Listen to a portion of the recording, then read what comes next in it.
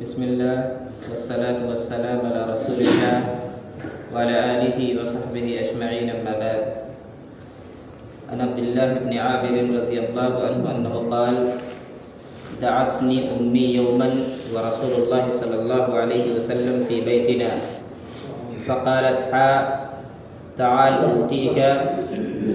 فقال رسول الله صلى الله عليه وسلم: ما أردت أن تعطيه؟ فقالت له: أعطيه تمرا. فقال رسول الله صلى الله عليه وسلم: أما إنك لو لم تعطيه شيئا كتبت عليك كذبا. رواہ ابو داؤد. محترم مصلیان کرام، آج کا درس بچوں کی تربیت سے متعلق ہے. بچوں کی تربیت کا تعلق والدین سے ہوتا ہے. اگر والدین اچھے ہیں، سچے ہیں، تو بچے بھی اچھے اور سچے ہوتے ہیں. لیکن اگر والدین برے ہیں، والدین کے گھر کا ماحول صحیح نہیں ہے، گھروں میں افراتفری کا ماحول ہوتا ہے، جھوٹ بیانی کا ماحول ہوتا ہے، تو یہ اثر بچوں کے اندر بھی آتا ہے. اگر ہمارے گھروں کے اندر جھوٹ بولا جا رہا ہے تو ہمارے بچوں کے اندر بھی جھوٹ بولنے کی صفت آ جاتی ہے. راوی حدیث عبداللہ بن عامر رضی اللہ تعالیٰ عنہ ہیں، بیان کرتے ہیں: ایک مرتبہ میری والدہ محترمہ نے مجھے پکارا کہ آؤ میں تمہیں کچھ چیز دیتی ہوں. اس وقت رسول اللہ صلی اللہ علیہ وسلم ان کے گھر میں موجود تھے.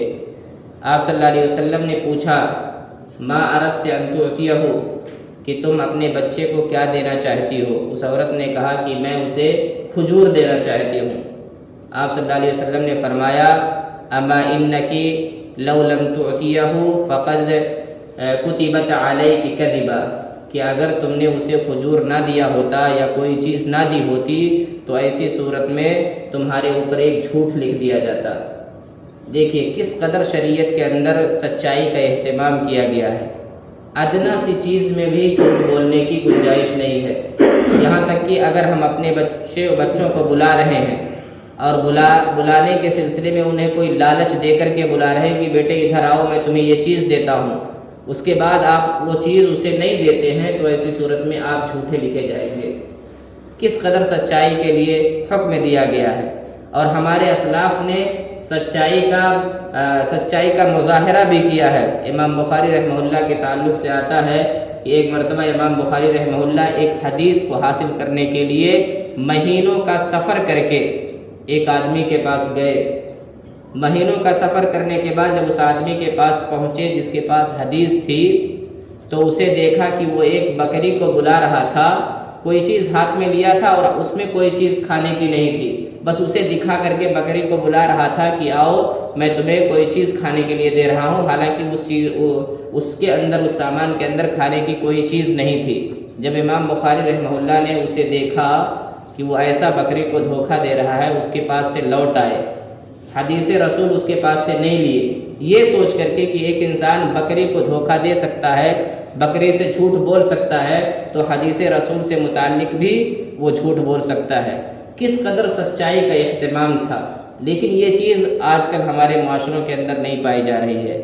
ہمارے چھوٹے چھوٹے معصوم بچے جن کو کسی بھی صورت میں جھوٹ نہیں بولنا چاہیے، لیکن ان کے اندر جھوٹ بولنے کی صفت موجود ہے، وہ جھوٹ بولتے ہیں. چھوٹی چھوٹی چیزوں کو لے کر کے جھوٹ بولتے ہیں.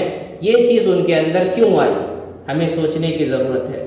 دراصل ہمارے گھروں کے ماحول سے بچوں کے اندر اس قسم کے صفات آتے ہیں. ہمیں کنٹرول کرنے کی ضرورت ہے. اللہ تعالیٰ سے دعا ہے اللہ تعالیٰ ہم تمام مسلمانوں کو تمام امور و معاملات میں سچ بولنے کی توفیق عطا فرما. آمین.